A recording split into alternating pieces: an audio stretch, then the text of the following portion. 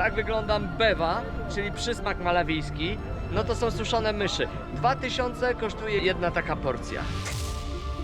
Zabieram Cię na najwyższy szczyt Malawi. Udamy się więc na samo południe kraju, tuż pod granicę z Mozambikiem, gdzie będziemy zdobywać 3000-nik, górę Mulanje. Czy to łatwe? Czy to bezpieczne? Czy warto? I jak się w ogóle do tego zabrać? O tym wszystkim w dzisiejszym odcinku. Dotrzemy tam oczywiście autostopem, a jakże inaczej? Jesteśmy przecież w gorącym sercu Afryki.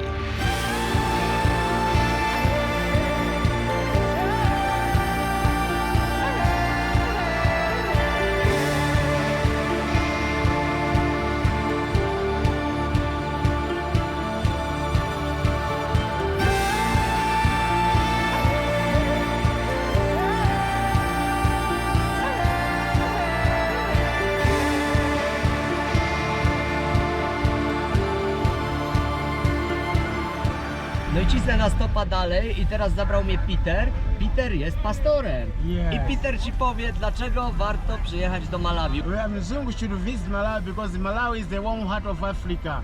You know, it's a good country. You can go to the lake, to the mountain. You will see mountains.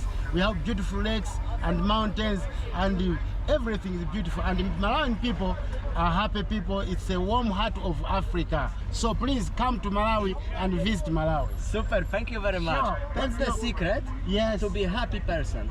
Yeah, the secret is to have. If you have Jesus inside you, then you are happy person because Jesus is the one who gives peace. Thank you very much. Thank you bro. Thank you. Ruszyłem dalej na samo południe Malawi. Idę na lekko, woda mineralna w ręce i cisnę. Jakieś 8 godzin drogi przede mną dzisiaj, ale dam radę. Pierwszy stop za mną, teraz będę cisnął dalej. Ty, próbuję łapać stopa i nie tylko ludzie mi przeszkadzają, ale też kozy, zobacz. No bo jak samochód ma się zatrzymać, jak kozy są? Każdy tu jest taksówkarzem, wszyscy chcą siano, ale paru odpuszczę i będą następni. Na razie 2 razy podjechałem za darmo i to jest spoko, podjechałem jakieś 20 km. No ale teraz jestem na wylotówce, słabe miejsce do łapania, ale będę się starał.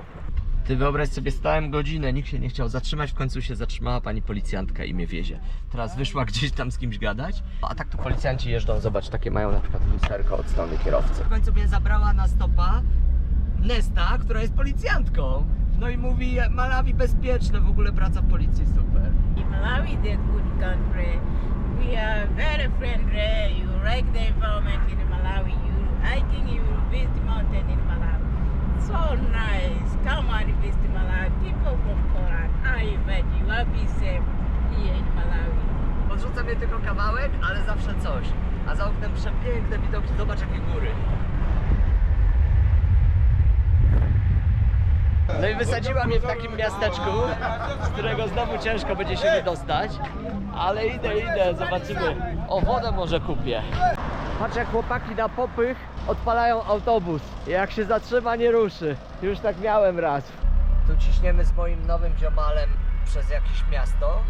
No i on generalnie jedzie trochę dalej niż ja i stwierdziłem, że jadę z nim. To już będę miał ogarnięty temacik na dzisiaj zupełnie. Fajny pomysł, pojadę pierw w inne góry, a później pojadę w drugie góry. Zobacz jakie piękne góry. Przecież tu nie jest cudownie w tym Malawi. Geograficznie jedno z piękniejszych państw w Afryce, jakie wizytowałem. On jedzie do innego miasta niż ja, no ale stwierdziłem, że jadę z nim i pocisnę tam zrobię trekking, bo tam też są przepiękne góry. A później skoczę tam, gdzie ja chciałem skoczyć i to już mi zajmie tam niedługo, bo to będzie rzut beretem, parę godzin jazdy.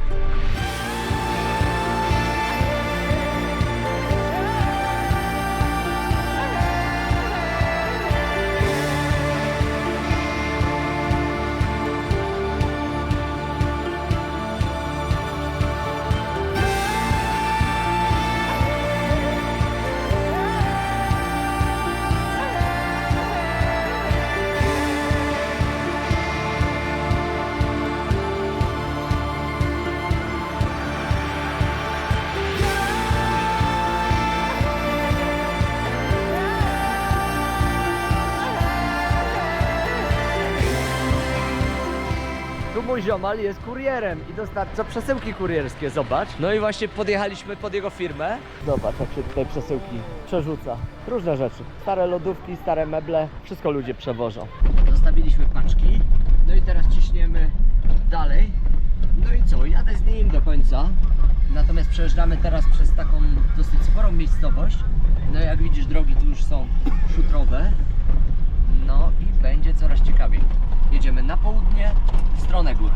Zobacz, przejeżdżamy przez rzekę Shire i pływają hipopotamy, nie tutaj, tylko wyżej. Bliżej jeziora Malawi.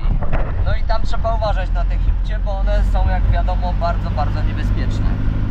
No, a w ogóle to co chwilę jakieś posty policyjne i nas sprawdzają. Nawet raz mi paszport sprawdzali, a ja się zastanawiałem, brać paszport czy nie brać. Ale bym głupio zrobił, nie? Zawsze miej przy sobie paszport. Nieważne, że tam śledztwo mogłem to zostawić bezpiecznie. Jesteś w obcym kraju, musisz mieć paszport. No i dobrze. Opatrzność mnie jak zwykle ochroniła. Ciśniemy dalej, godzina została do miasta. Zobacz, jak wygląda kolejka. Goście będą czekać całą noc. Albo nawet i jeszcze jutro. To jest cały czas kolejka na stację benzynową. Z drugiej strony była taka sama. Na drugie stanowisko. Zobacz, jaka ilość samochodów. Setki.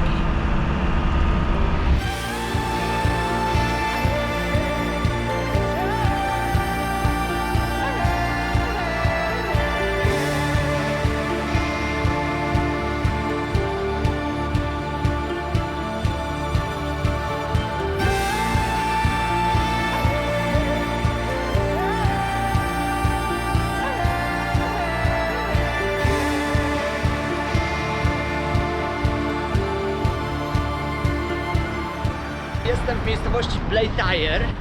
To już jest bardzo blisko gór, jakieś 70 km od gór.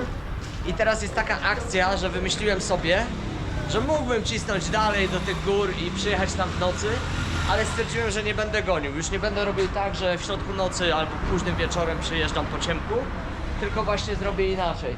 Zrobię tak, że pójdę sobie teraz coś zjem, kupię sobie wodę mineralną, kupię sobie jedzenie na śniadanie, bo dzisiaj właściwie zjadłem banany dopiero około godziny 16, a teraz idę coś zjeść wieczorem. Więc cały dzień byłem na czczo, na głodzie, no bo nie było co zjeść. Natomiast ta miejscowość jest dużo większa, jakaś taka ciekawsza i wydaje mi się, że chyba jest nawet lepsza niż stolica. Może bogatsza po prostu. Ale nie wiem, czy widziałaś kolejki na stację benzynową, to jest kosmos. Te kolejki, te samochody tam po prostu czekają i będą czekać 1-2 dni po to, żeby się zatankować, jeżeli będzie paliwo, bo jeżeli nie będzie, będą stać do oporu, tak mi kierowca powiedział. No to miasto Blantyre robi na mnie bardzo pozytywne wrażenie. Jak ja się cieszę, że wyjechałem ze stolicy. I nie dość, że mają jakąś galerię handlową, zobacz, mają też tutaj tego DAP-a, czyli tą sieć tych lumpeksów, gdzie właśnie zmierzam, po to, żeby kupić kurtkę w góry, no bo tam w górach będzie zimno, szczególnie wieczorem. Więc potrzebuję kupić coś, co spowoduje, że będzie mi trochę cieplej. No i tak jak ShopRite jest moim ulubionym sklepem, jak Hungry Lion jest moją ulubioną knajpą w Afryce, tak DAP jest moim ulubionym lumpeksem. Słuchaj, 9000, czyli 19 zł zapłaciłem za kurtkę puchową. Mam kurtkę puchową, mogę iść w góry, nie zamarznę. Zarąbiście. Ona jeszcze ma kaptur ze ściągaczem, więc mogę sobie założyć wszystko pod spód, na to tą kurtkę i generalnie będzie mi ciepło. Tak myślę. No i za tą cenę rewelacja. Natomiast jak już zejdę z gór, no to komuś tą kurtkę oddam po prostu w prezencie i też się będzie cieszył. Tutaj w Afryce ludzie przyjmą wszystko. Więc zarąbiście, udało się kupić. Jestem bardzo zadowolony z tego zakupu. Teraz śmigam coś zjeść. Poszedłem do marketu i zrobiłem to, co robiliśmy z Maćkiem w całej Afryce i ja to też testuję. Jeżeli tylko jest market, to od razu. Zobacz, kupiłem ryż, kupiłem wołowinę, kupiłem kolej, Snickersa i jogurt, żeby sobie później jeszcze smak poprawić po tym wszystkim. No ale ryż powoduje, że naprawdę możesz nie mieć problemów żołądkowych. Tam jest rotacja, to jedzenie jest świeże, są jakieś normy, no przede wszystkim nie myją tego w wiadrach, tylko pod bieżącą wodą. A tu mam hotel, zobacz, hostel, cena Cena jakieś 35 zł, więc wygodne łóżko, duży pokój, wszystko co potrzebujemy. Moskitiery będę używał swojej. Zmienili mi pościel, bo była masakryczna, więc powiedziałem zmieniajcie. Prysznic, toaleta, pokazywał nie będę. Idę jeść. Snickers, muszę to powiedzieć. Kupiłem tego Snickersa, bo po prostu musiałem zjeść coś europejskiego, amerykańskiego, słodkiego, nieważne. 12 zł za Snickersa takiego małego, wyobraź to sobie. Ja nie wiem ile w Polsce kosztuje, bo ja generalnie w Polsce tego nie jem. Ale kuźwa 12 zł za Snickersa to naprawdę przegięcie pały, nie? Wszystko co jest importowane do Malawi jest wściekle drogie. Przede mną kolejny dzień, dzisiaj ruszam w góry, jestem w tym hotelu. No i zobacz jak ja tutaj sobie radzę. Pierwsze co, to biorę bieliznę, czyli majtki sobie wiszą i suszą się na oknie, bo na dworze piękne słoneczko i zaraz ruszam. Druga rzecz, robię pompki. Obiecałem sobie, że będę robił 1000 pompek dziennie. No i robię, ale podłoga jest syfna, a skoro i tak wyjeżdżam, a oni piorą te prześcieradła, a prześcieradła są syfne i wszystko jest syfne, no to rozkładam prześcieradło, robię na prześcieradle. Pamiętaj, zawsze musisz mieć klapki. W takich miejscach jak to, bez klapek masakra. Zostało mi jeszcze 200 pompek do zrobienia i ruszam. Tak wygląda miasteczko za oknem. Spójrz, chodzą sobie ludzie. No i ja zaraz ruszam w świat. Ruszam do miejscowości Mulenie w górach, gdzie będę wspinał się na ten 3000. Cały trekking zakładam, że zajmie kilka dni. Oczywiście trzeba niestety obowiązkowo wziąć lokalnego przewodnika, któremu trzeba zapłacić. To takie tu są w Afryce realia wszędzie. Przecież jak wchodzisz do Kilimandżaro, to masz tak samo. Nawet niekoniecznie Kilimandżaro, Meru, jakakolwiek góra. Czy Mount Kenya i tak dalej. W związku z tym... O, jakiś polityk jedzie. Zobacz. Takimi furami jeżdżą, nie? No i w związku z powyższym wezmę jakiegoś tam ziomala. No i pójdziemy w góry. Mam już kurtkę puchową, więc jest gitara. Muszę zorganizować jakieś jedzenie, dowiedzieć się jak z piciem tam z wodą.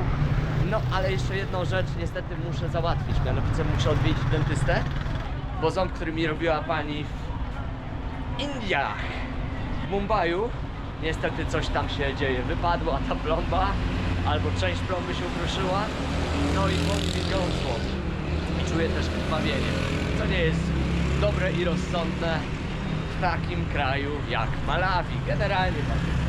Więc muszę to zrobić, muszę zobaczyć, ale wolałbym, żeby mi tam nie grzebali i żeby mi niczego nie robili, więc postanowiłem, że kupię sobie taki czasowy temporary dental kit, tak to się chyba nazywa, no i opatrunek i spróbuję sam sobie to ogarniać. Poczuję, że to jest dziąsło, a nie ząb, na szczęście, no i mam nadzieję, że to tak jest. Zobacz jakie dantejskie sceny dzieją się na stacjach benzynowych i jak tutaj podróżować autostopem po kraju, w którym totalnie nie ma benzyny.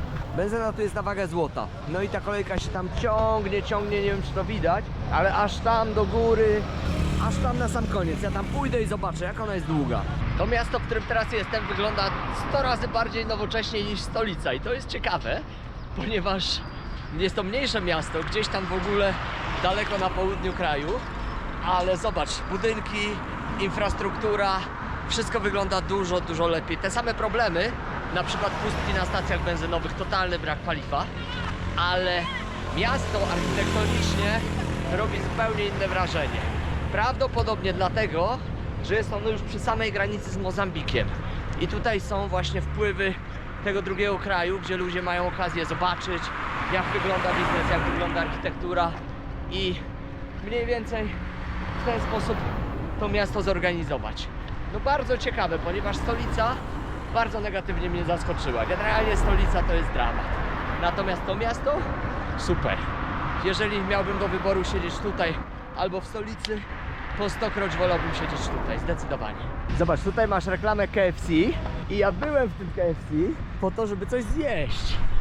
Poszedłem do KFC, no bo nie mają Hungry Liona, mówię skoczę do KFC. I zobaczyłem następującej treści obrazek. Pusto w środku. Nikogo nie ma, tylko obsługa. W związku z powyższym rotacja zerowa. W związku z powyższym to jedzenie będzie, delikatnie mówiąc, słabej jakości. I teraz ceny. Powiedzmy najtańsze zestawy, jakieś takie minimalne, od 40 zł po 80, jakiś kosmos. Ja po prostu, jak to zobaczyłem, szczęka mi opadła. Mówię, wyciągam kamerę, nagram to, a oni nie nagrywaj, dobra. No to nie nagrywałem. Ale ja pierniczę, co za ceny. Niewiarygodna historia. No jeżeli wiesz, sneakers mały kosztuje 12 zł. Wszystko co oni importują jest koszmarnie drogie. No nikt chyba nie jest w stanie sobie tutaj na to pozwolić. No chyba, że ktoś ma jakiś swój własny biznes i takich ludzi tu można policzyć w promilach, a cała reszta bieduje. No taki kraj, takie realia. Strasznie przykro na to patrzeć, ponieważ uwielbiam ten kraj, uwielbiam tych ludzi, uwielbiam ten mental. To jest naprawdę najbardziej sympatyczny kraj, w jakim byłem na świecie. Żal mi tych ludzi. No ale co zrobić? Tak żyją, tak funkcjonują. Nic tu się nie wymyśli. Trzeba to zaakceptować i zwiedzać dalej. Będę Ci pokazywał to Malawi. Zobacz, tak wygląda moje jedzenie. Kurczak 2368 plus ryż 2438. Do tego mała kiełbaska 2600 i 5800 frytki. Więc do tego jakaś lokalna Fritz Cola Ginger. No i zamiennik Coca-Coli, więc wypiję to, zjem i śmigam dalej. Zrobiłem sobie przerwę, jak tylko znalazłem ShopRite'a, od razu wbiłem. I przy okazji zobacz, jest KFC w tych kosmicznych, koszmarnych cenach. A tak wyglądam ja, tuż przed wyruszeniem w góry. Wcinam i śmigam.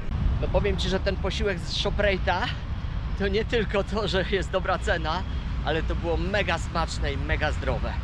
Podróżując po Afryce, największym zagrożeniem jest według mnie jedzenie i wynikające z tego tytułu problemy żołądkowe. No i za tym później idzie osłabienie i tak dalej, odwodnienie. Natomiast jeżeli idziesz do takiego porządnego sklepu jak ShopRite i powiedzmy unikasz tych street foodów, no to jesteś w stanie kupić ryż, no i oczywiście jakieś przyzwoitej jakości mięso i sałatki. I to jest gitara, ponieważ najgorszym jedzeniem są street foody. To jest dramat. Jak to zjesz, gwarantowane problemy. Drugim, powiedzmy, w kolejności są te wszystkie fast foody, czyli Hungry Liony, jeżeli w ogóle są w tym kraju, ich nie ma, albo KFC. No ale to jest po pierwsze drogie, po drugie niedobre dla organizmu i dla zdrowia. Więc jak tylko masz okazję, wbijaj do największych marketów, galerii handlowych i kupuj na zapas. Ja kupiłem jeszcze na zapas trochę jedzenia, frytki, kiełbasę, no i będę to jadł później, po południu, bo ta miejscowość, do której idę, to malutka. Myślę, że tam generalnie nic nie będzie, więc to była dobra okazja, żeby kupić. No i ruszam w góry. Zobaczymy, jak to w ogóle wyjdzie z tymi górami. Mam nadzieję, że będzie gitara.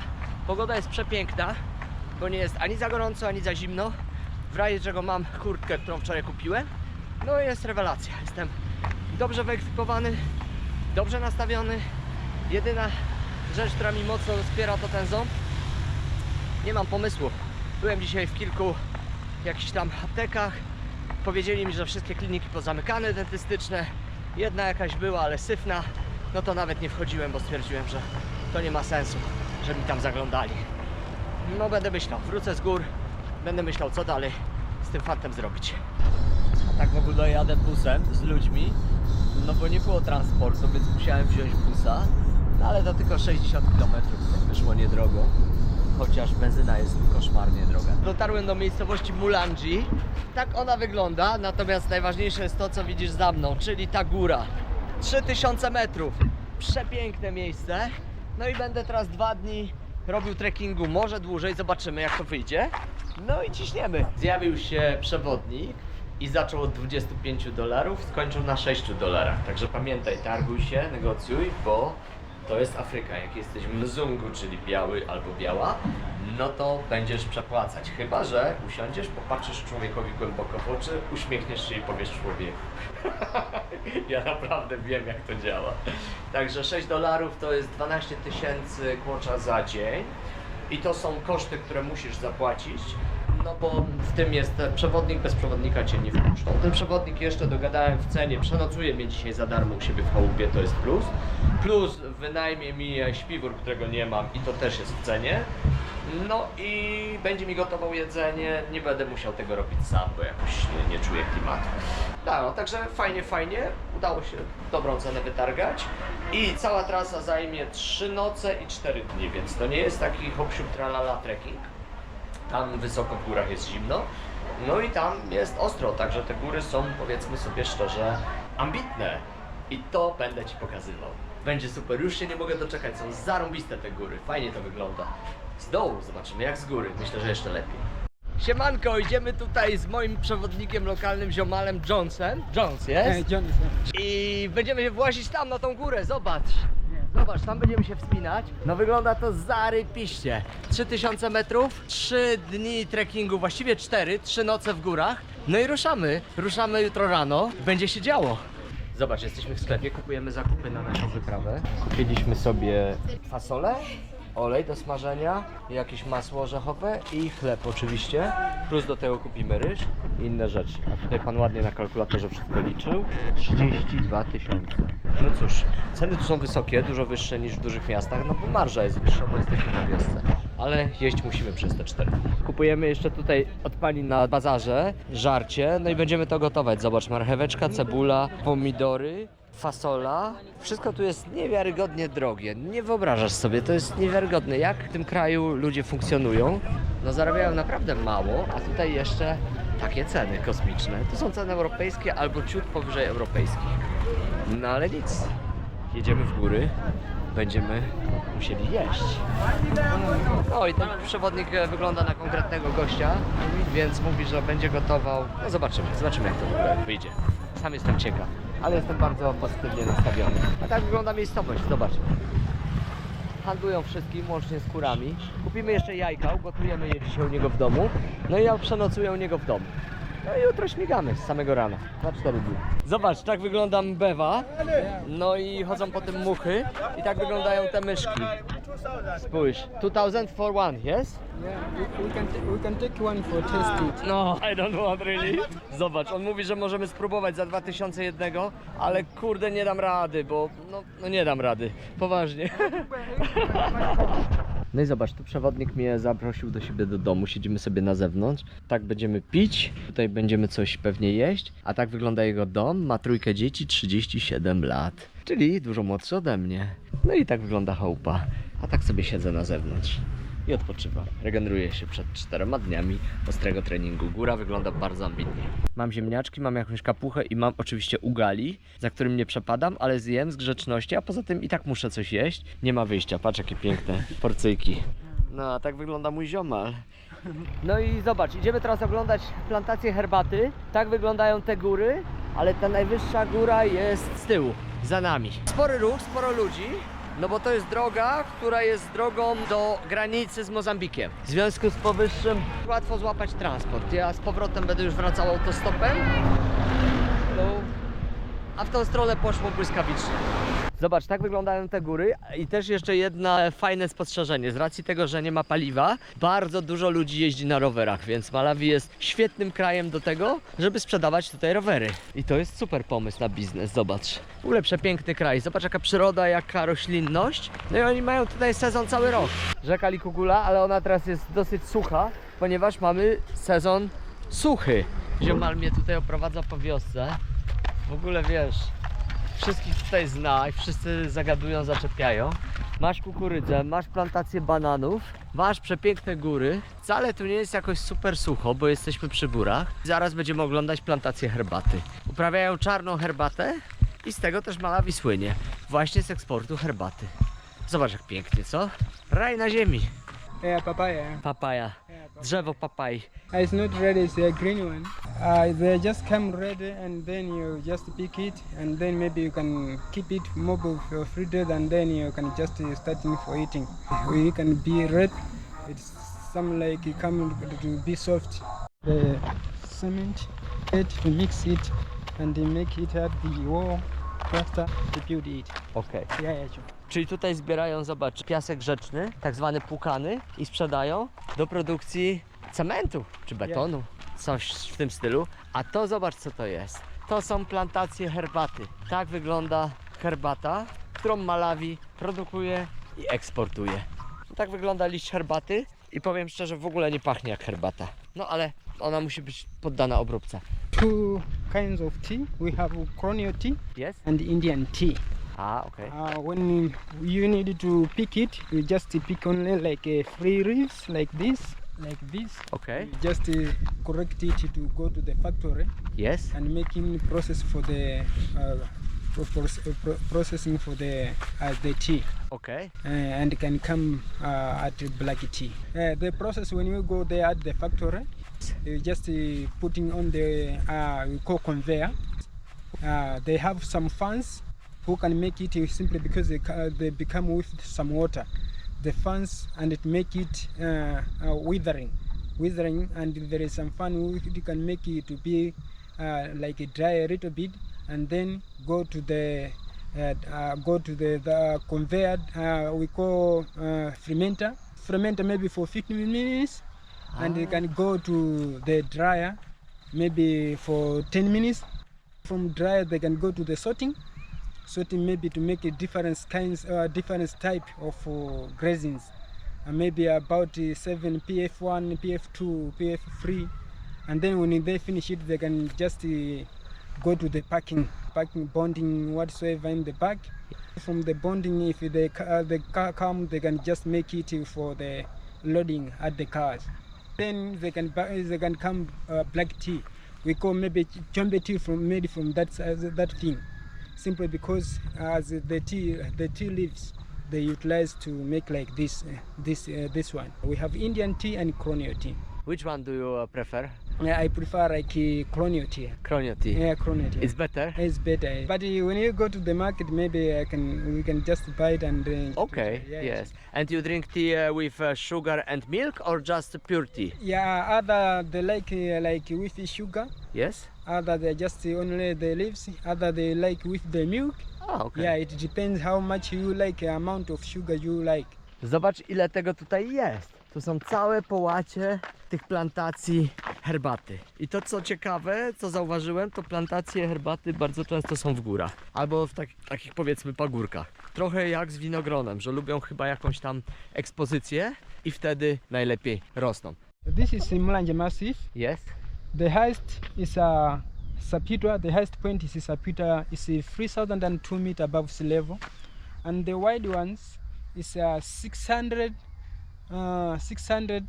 square meters around Mlanje, the whole Mlanje. Aha. Yeah, and this Mlanje mountain, we have about 7 branches for the tour guide. Aha. We have that side we call Lujere, very support and guide, and there is a path up to the mountain.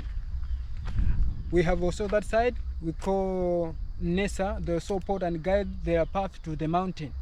And also we have that side we call Rastapath and Nakolu, they are so path to the mountain. And we have there Chitakale where we meet, there is a path we call Karumura path going to the mountain. And we have that side we call Rikubura as a support and guide. Rikubura is a station for the clients. It's a former station for the clients. Okay. There are so many people, it's about maybe 300 reporters and tour guide. And we have also that side we call Tuchila, they are so the path, they are support and guide. And we have that side we call Fort Lister Gap, behind that side they are support and guide, and there is the path up to the mountain. I see. Yeah. And they are just locating from the heart. It's about the heart at the mountain is about 11 huts. 11 huts. Yeah, 10 for them is under for the government. One of them is under for the private hut we call Mission CCP hut. No i z tego, co rozmawialiśmy wcześniej, to państwowe kosztują 5000, a ten prywatny znacznie droższy, więc zupełnie poza moim budżetem. So we start tomorrow this. This one. Yes? Yeah. And over there is like a creator path that side. Yes? Yeah. It's like a small peak over there. And we are starting over there that side. The 1 league, 2 and 3, 4 league that side over there at the middle. And over there when we reach at the top of the mountain, we are going to find like you're going to find like over there is a flat. It's a flat see. over there, as you can see. Flat jack. And the leaves you use like relish. Only the delicious one we use like a relish. We cook it in the pot for a few minutes, and then you cut the tomato and the pounding groundnuts and mix it. When it is ready, it's so palatable, Wow, good. delicious.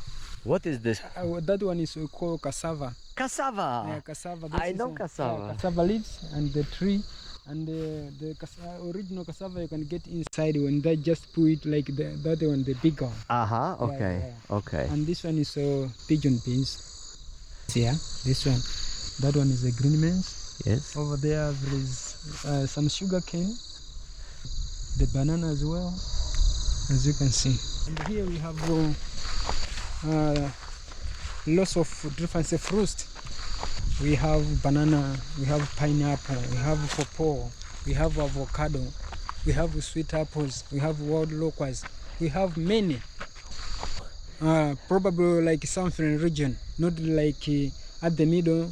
Like northern region Lilongwe, or no, at the middle and the northern region you cannot find the fruits like here. This one is a mango tree. This is just a fruit, but as of now they are not coming ready. But on December they are just coming ready on December. Czyli zobacz, mango tree, tak wyglądają kwiaty mangowca i one będą w grudniu gotowe, więc jeszcze trochę czasu. Ruszamy, startujemy, zobacz jak dzieci tutaj drewno przynoszą, tu wszystko kosztuje, nawet drewno. I zobacz, oni tutaj na starym oleju smażą te frytki, ja je przed chwilą jadłem. Palą plastikowymi butelkami wymieszanymi z drewnem, bo tak jest taniej i szybciej. Tutaj jeszcze ciekawa rzecz, zobacz jak gość myje tą patelnię piaskiem w kałuży. Ja tutaj mówię, muszę umyć ręce, on mówi, dobra, umyj nad tymi frytkami. No to zobacz jaka to jest higiena. Wykuli sobie z blachy rondelek i tutaj normalnie rzucają kurczaki, rzucają mięso, rzucają frytki i to wszystko cały czas w tym czarnym oleju się gotuje. Więc my to wszystko jemy i miejmy nadzieję, że będziemy zdrowi. Przed nami piękny dzień, a to jest nasz kucharz. Zrobił dla nas frytki. Yes, Malawian. Yes. Jizon, Jizon. Jizon. Yeah, my name is Jizon Malawian. Jizon Malawian. Chips. Chipsy man. Chipsy man Jizon Malawian. Tak wygląda mój plecak. Dostałem śpiwór, który jest zimny, ciężki i wielki. Takie to są realia. Ciśniemy, przed nami zarąbisty dzień. Zobacz, tak wyglądają moje buty, w których idę w góry. Pierwszy raz w życiu idę w wysokie góry w takich butach. Wysokie? 3000 metrów. Zobacz, tak wygląda ta góra. O wschodzie słońca ruszamy wcześnie rano. No i będzie się działo. Będziemy się pod nią tutaj wspinać. Na nią tutaj wspinać. Znowu idziemy przez plantację herbaty, ale tym razem są pościnane, zebrane i czekają aż wyrosną nowe. A tutaj masz znowu herbatę, która jeszcze nie jest ścięta. A tam człowiek siedzi i ścina. A tak z kolei wygląda duża herbata jak wyrośnie. Zobacz jakie to są wielkie drzewa. No krzaki, nie drzewa. Tak wygląda przycięta, a tak wygląda zapuszczona. Dobra, tu wszystko się wyjaśniło, czyli ta po lewej jest uprawiana, ta po prawej jest zapuszczona, bo nie mają pieniędzy na to, żeby opłacać ludzi, żeby to zbierali. No niepojęta rzecz. Tutaj w Afryce całe potężne połacie herbaty stoi odłogiem. Tylko wziąć i to zacząć uprawiać. Widać, że po prostu nie ma nikogo, kto by tym zarządzał, bo to są uprawy państwowe. W związku z tym są po prostu zapuszczone. Zobacz jakie to jest spróchniałe i trzeba uważać, żeby się nie złamało, no i żeby nie spaść. Samochód by na bank nie przejechał. A ja taki ciężki nie jestem, więc luzik. Poza tym schudłem tu w Afryce. No i dobra, tak ciągnę ziomala za język i on mi mówi, że dlatego oni zapuścili te plantacje herbaty. Zobacz jakie to są krzaczory potężne, ponieważ nie mają chemikaliów do tego, żeby to opryskiwać. Coś w stylu Roundupu.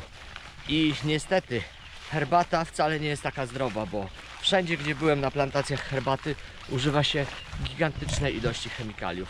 Zarówno w Malezji, jak i tutaj w Afryce. No i te chemikalia notabene są bardzo drogie, wściekle drogie, bo tu wszystko jest drogie.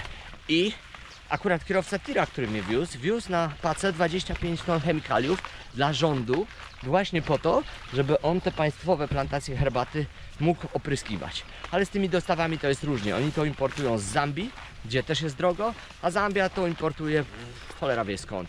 Tak to tutaj działa. I jeszcze jedna ciekawostka. najlepszy biznes teraz to sprzedawać rowery. Dlaczego? Dlatego, że stary, rozpieprzony, rozpadający się rower kosztuje około 700 zł na polskie, tutaj.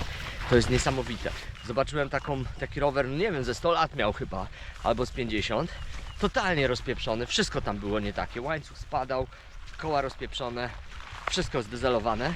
Taki rower, który u nas nikt by nawet nie za złotówkę nie wziął. Po prostu się je wyrzuca. 700 zł. Lepszy rower.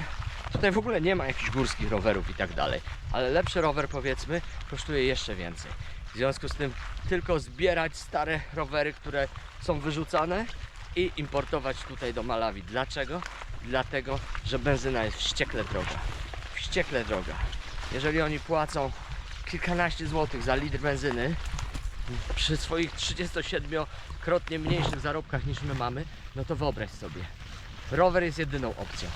Dlatego tutaj rowery są bardzo, bardzo popularne. Droga na początku jest trudna. Idziemy tutaj z moim ziomalem, zobacz, przez taki burz i chaszcze. I jest mokro, więc już mamy przemoczone spodnie, buty. No ale to jest normalka. Więc musimy przez to przejść, po to, żeby wejść w wyższe partie, gdzie już nie będzie takiej bujnej roślinności.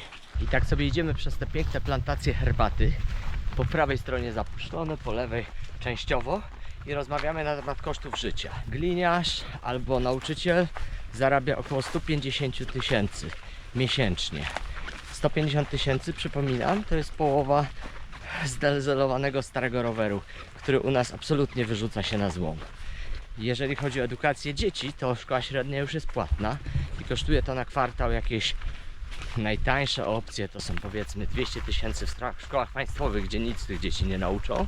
No i prywatne zaczynają się od 400 do 700 000 za kwartał. Czyli stąd prosta kalkulacja, że jeżeli masz jedno dziecko i jesteś na przykład policjantem, nie jesteś w stanie wysłać go do liceum. Jeżeli chodzi o studia wyższe, no to już jest lepiej, bo to są 3-4 miliony za semestr, czyli za 6 miesięcy powiedzmy. No ale popatrz na tą kwotę. Tylko absolutnie bogaci ludzie mogą sobie pozwolić na to, żeby tutaj studiować. U nas w Polsce studia są za darmo. No i ludzie nie chcą się uczyć, tak? Wolą imprezować w akademikach i tak dalej. I stąd wniosek, że jeżeli coś jest za darmo, to ludzie nie doceniają, bo taka jest ludzka natura. Więc no, warto się nad tym zastanowić. To miejsce to jest punkt startowy. Tutaj kończy się herbata, tam zaczyna się za naszymi plecami las. I ta ścieżka nazywa się Boma Path. Yeah. Boma Path. Boma Path. Boma Path, tak. I startujemy z wysokości 600 metrów nad poziomem morza, a dzisiaj dojdziemy do wysokości 2300, czyli 1700 metrów przewyższenia. To jest całkiem sporo. No i dzisiaj oczywiście, jak widzisz za moimi plecami, jest najcięższy kawałek, bo musimy wejść na górę, na płaskowyż i później już kolejne dni będziemy szli po płaskim. To będzie łatwiejsze.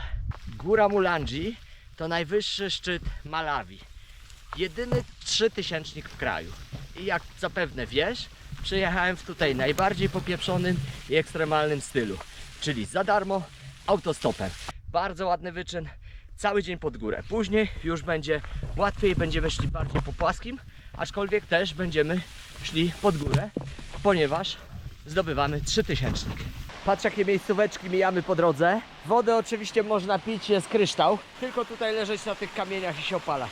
I tak też chwilę zrobimy, odpoczniemy. Zobacz, jak pięknie. Słoneczko wychodzi, jest wcześnie rano. Byliśmy jeszcze cały czas w cieniu, ale teraz już jesteśmy na słońcu, więc można się opalać. Jest bajka. Woda lodowata, ale to jest najlepsze miejsce, żeby wziąć kąpiel. Wow, ale czas. I ludzie pytają mnie, po co się tak męczyć? Czy nie lepiej siedzieć w domu i odpoczywać? Tłumaczę i wyjaśniam. Mianowicie męska energia żywi się tym, że przyjemność czerpiesz z wyzwań, które wymagają wysiłku, czasem ryzyka. Musisz przełamać bariery, musisz wyjść poza strefę komfortu, musisz się namęczyć i wtedy dostajesz prawidłowy strzał dopaminy. Możesz to zrobić sztucznie, scrollując social media, i wtedy dostajesz za każdym razem, gdy przerzucasz kolejnego TikToka, sztuczny strzał dopaminy. Możesz używać alkoholu, możesz ładować się cukrem, ale to wszystko jest sztuczne. Rozregulowuje twój układ nagrody. I wtedy życie smakuje jak woda, a życie powinno smakować dokładnie tak. Więc jeżeli masz ochotę zrobić coś szalonego, to nie czekaj, nie odkładaj, rób to teraz. Możesz wsiąść w samolot, przylecieć tutaj i wspiąć się na tą górę. Możesz przyjechać autostopem, jeżeli nie masz siana, tak jak ja. I wtedy będzie jeszcze ciekawiej, jeszcze bardziej ekstremalnie. Ale pamiętaj, zawsze jak wychodzisz ze strefy komfortu, resetujesz poziom dopaminy w swoim organizmie. I wtedy drobne rzeczy zaczynają Cię cieszyć. I życie zaczyna smakować tak, jak powinno smakować naprawdę. Wspinamy się na górę. Zobacz, jaki piękny widok. W sezonie deszczowym tu jest jeszcze dużo bardziej zielono, mój ziomal mówi. No i potrafię sobie to wyobrazić, bo od kilku tygodni nie spadła kropla deszczu. Bardzo często pytasz mnie, czy mi się jeszcze chce, dlaczego mi się chce, jak ja to robię, skąd mam tyle siły i energii. Przecież mam 48 lat i idzie do 49. Tłumaczę i objaśniam. Pierwsze co rano należy zrobić, to zapomnieć o tym, że istnieje telefon komórkowy. Jeżeli scrollujesz social media, oglądasz jakieś durne TikToki rano po przebudzeniu, na dzień dobry dajesz sobie nagrodę strzała dopaminowego w momencie, gdy jeszcze niczego nie osiągnąłeś. Twój organizm bardzo szybko się tego uczy i później oczekuje od Ciebie kolejnej kostki czekolady, kolejnego odcinka na Netflixie, kolejnego drinka wieczorem, żeby się lepiej poczuć. Tak samo wieczorem, godzinę przed zaśnięciem, nie istnieje dla Ciebie telefon komórkowy. To jest ten czas, żeby przemyśleć, podsumować, zrobić choćby praktykę wdzięczności za to, co dzisiaj przyniósł Ci ten wspaniały dzień. A jeżeli zbombardujesz się filmikami, jakimiś durnymi social mediami, na dzień dobry jesteś rozmontowany, sen nie będzie regeneracyjny, rano wstaniesz zmęczony i do dupy zaczniesz dzień. Tak samo rano, przez pierwszą godzinę telefon komórkowy nie istnieje dla Ciebie. Zrób coś zupełnie odwrotnego. Weź lodowaty prysznic, zresetuj sobie poziom dopaminy. Druga rzecz, zrób pompki, jogging, 15 minut, cokolwiek, co spowoduje wysiłek i wyjście ze strefy komfortu. To jest bardzo, bardzo ważne. Wtedy jesteś naładowany, naładowana na cały dzień energią. I dzięki temu możesz odwiedzać takie miejsca jak to. I dzięki temu takie miejsca jak to będą sprawiać Ci 100% radości. Cały czas podchodzimy, nie jest to takie łatwe, powiem Ci. Kurde, takie przewyższenie w jeden dzień to jest niezły wyczyn. A tam już Ci pokazuję Mozambik. Mozambik i góra w Mozambiku też całkiem fajna, aczkolwiek dużo niższa. 20 minut jazdy samochodem do granicy z Mozambikiem stąd. Całkiem blisko. Ty obczaję, jaki widok. Jesteśmy coraz wyżej. Jeszcze nie na samym szczycie, a już widok jest spektakularny. I wygląda to trochę jak z Kilimandżaro, bo masz płasko wszędzie dookoła i jedna gigantyczna góra. A właściwie to taki masyw górski, bo tutaj jest jedna góra plus jeszcze 20 innych wierzchołków. To wygląda trochę jak Ślęża, jak Kilimandżaro, właśnie dookoła płasko. Jedna bardzo charakterystyczna góra, dlatego to miejsce jest takie urokliwe i takie przepiękne. Zobacz, jaka piękna miejscówka. Tutaj będziemy jeść obiad, tutaj będziemy go gotować na ognisku, no i będziemy pić oczywiście tą wodę z tej rzeki. A dlaczego na ognisku? Dlatego, że nikt tutaj butli gazowych nie używa. Po pierwsze za drogo, a po drugie bez sensu targać. W Afryce ludzie mają czas, natomiast nie mają pieniędzy. Mamy czas, zrobimy ognisko, ugotujemy ryż. Tak się wspinamy. No podejście jest dosyć strome i nie ma ścieżki, no ale za to kamienie są bardzo ostre i to jest fajne, bo buty się nie ślizgają. Wbijamy do góry i z góry będzie jeszcze lepszy widok. Nie jest to ścieżka dla osób bez kondycji fizycznej i z lękiem wysokości. Plus do tego musisz mieć mega przyczepne buty, ponieważ są trawy, jest już teraz mokro i to wszystko się ślizga. Bez dobrych butów trekkingowych z dobrą przyczepnością nie wybieraj się tutaj, przynajmniej nie tą drogą. Czyli on mówi, że ta droga, którą wybraliśmy, to jest hardkorowa, bo ja o taką prosiłem i taką mi dał. Natomiast są też prostsze drogi dla starszych ludzi, nawet z dziećmi. W związku z powyższym nie ma jakiejś takiej paniki, że tutaj nie ma co przyjeżdżać, jak nie masz super kondycji fizycznej. Nie. One są dłuższe, mają powiedzmy tydzień, nie 4 dni, tak jak my dzisiaj robimy, ale za to są bardzo lightowe i to też jest lepsze dla aklimatyzacji. Dodatkowo on mówi, że można sobie posiedzieć w basenach, połazić tam dookoła w tych miejscach, gdzie się odpoczywa. Niekoniecznie trzeba się wspinać na sam szczyt. Nie wygląda to tak strasznie jak dzisiaj tutaj ze mną. Weszliśmy teraz w takie osłonięte miejsce i zobacz, jak się zmieniła przyroda. Od razu zielono, nie ma wiatru i od razu dużo cieplej. Zobacz, jakie fajne porosty tutaj rosną. Różne mchy i porosty. Spójrz, jakie piękne formy. A tutaj co chwilę latają jacyś goście z workami, ale nie chcą mówić co robią, czyli robią coś, delikatnie mówiąc, wiadomo jakiego, nie będę używał międzynarodowego słowa, żeby kolega nie usłyszał. No kopią tu coś i ściągają na dół. Tak to dyplomatycznie powiem. Tu jest zejście tymi dwoma alternatywnymi szlakami, Boma i Nakulu. Ty, no i zobacz jakie widoki się przed nami otwierają. To jest niewiarygodne, każde pół godziny jest totalna zmiana scenerii. I on mi mówi, że tu można tak 2 tygodnie spokojnie chodzić, taki długi trekking tutaj zrobić. Więc zobacz sobie, jakie to jest zarypiste miejsce. Piękna przyroda, piękna roślinność, no i te góry. Tutaj wchodzisz w te góry, wychodzisz na płaskowyż i masz co chwilę zmianę scenerii. Tak jakbyś był na safari w jakimś parku narodowym albo coś takiego. I idziesz sobie już później po płaskim, co jest bardzo lekkie, łatwe i przyjemne. No i kurde fantastycznie, tylko brać namioty, dobre śpiwory, no i ruszać tutaj w trasę. Absolutny kosmos. Jestem tak szczęśliwy, że tu jestem, no nie wyobrażasz sobie. No zobacz, nie mogę wyjść z zachwytu. Kolejne 10 minut i wychodzimy w takie miejsce. Przed nami kilka dni na płaskowyżu, zanim zaatakujemy najwyższy szczyt. Będziemy też spać w drewnianych chatach i zachwycać się unikalną, zmieniającą się przyrodą. O tym wszystkim w następnym odcinku, na który Cię serdecznie zapraszam.